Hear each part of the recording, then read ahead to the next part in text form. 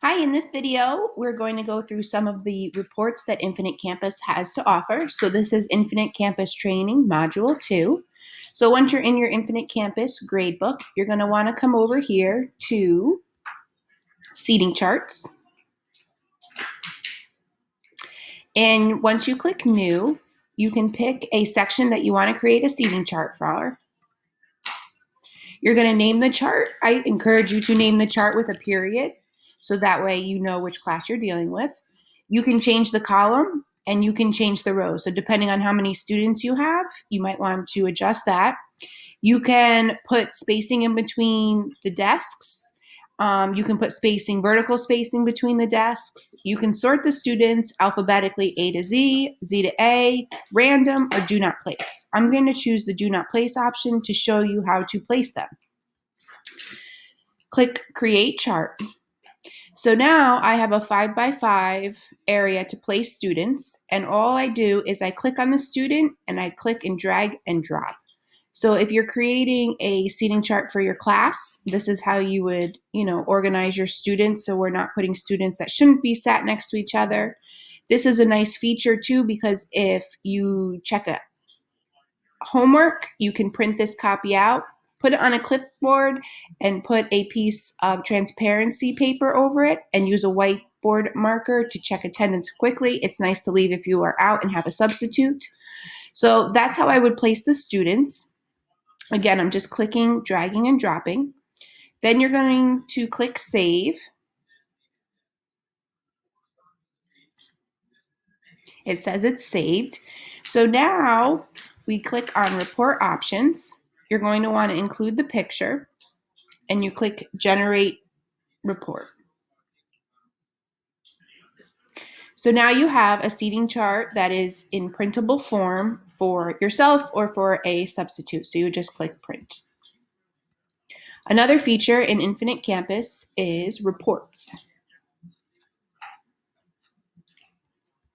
Some of the reports, there's a lot of reports in here, but some of the reports that I've found helpful are the attendance summary.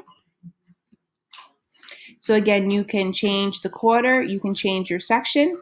You just click Generate PDF. And now you have each student by name and the number of times that they were tardy, absent, the quarter that they were absent in. So this is a nice reference tool. The other report I want to draw your attention to is the blank spreadsheet.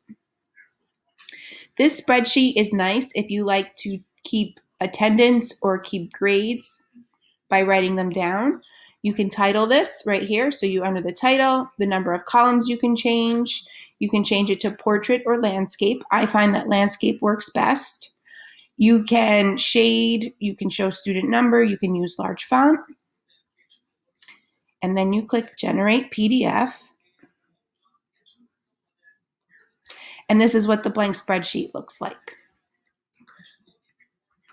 Another option in the reports section that might be helpful to you is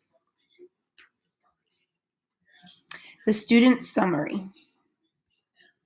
So again, you're going to want to make sure that you click the quarter that you want, the section that you want.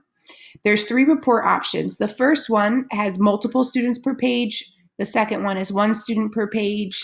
And the third one is show assignment detail. I prefer to use this one, and I use this to post to my Google Classroom. You can modify the assignment, the details that are being shown. You can show an attendance summary.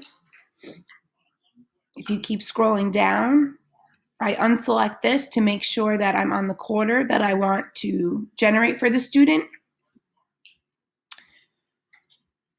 I always select random and by student number if I'm going to post this to my Google Classroom. Generate report. And what this does is it randomly lists students' progress reports. So as you can see, the attendance is here. The assignment that they have completed with their grade, their overall grade for the quarter is here. And as you scroll through the document, it changes by student, by ID number, but it is in a random order. This is nice to put on Google Classroom or post in your classroom or even distribute to your students. There are several reports that are available to you. I encourage everyone to kind of click around and see what they like best. Those were just some of the highlights. Another feature in Infinite Campus is PLP, which I'm sure many of us are familiar with. To get to PLP, you click on Instruction, click Campus Tools. You can click on PLP. If it's not showing, that's because you have to click on Student Information, PLP, and then General. You would type the student name in.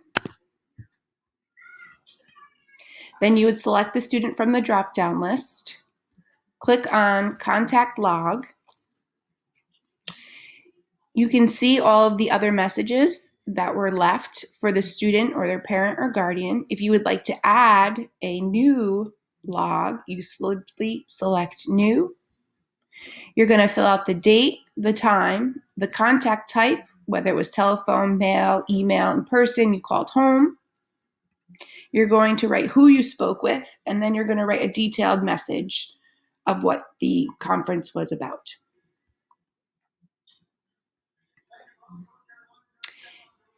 To get back to your gradebook, you click on the waffle, and then you click back on instruction.